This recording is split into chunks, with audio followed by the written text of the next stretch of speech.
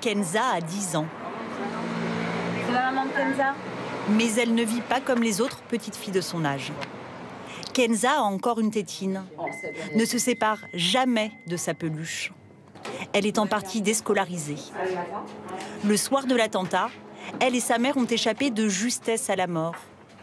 Depuis, Kenza est sous anxiolytique, suivie par une psychiatre dans cette structure spécialement aménagée après l'attaque. J'ai eu un mail des urgences. Ouais.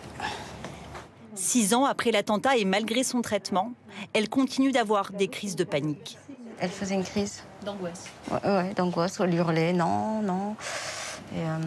Et d'un coup, elle s'est mise à trembler. À trembler, à me dire, je sens plus ma tête.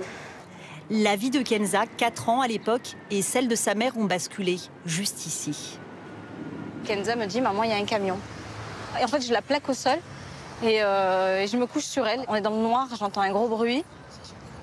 Ce bruit, en fait, c'est comme si les stores d'un rideau de magasin se baissaient en fer.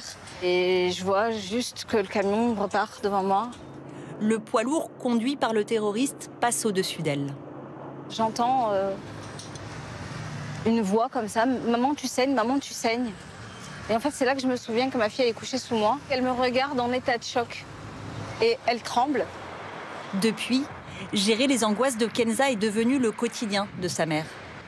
Elle dit qu'elle est nulle, qu'elle sert à rien, qu'elle n'arrive pas à maîtriser ses émotions, pourquoi je l'ai faite, pourquoi elle vit cette vie-là. Ce qu'elle a perdu, Kenza, c'est son enfance. Ce soir-là, elle avait 4 ans et elle ne savait pas ce que c'était que la mort et là, elle l'a vue.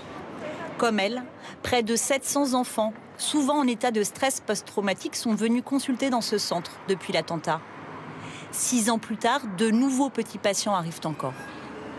L'événement peut ressurgir à tout moment.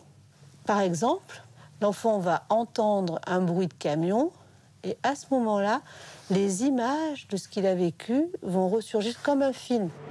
La mère de Kenza espère que le procès sera la première étape vers leur reconstruction, à toutes les deux.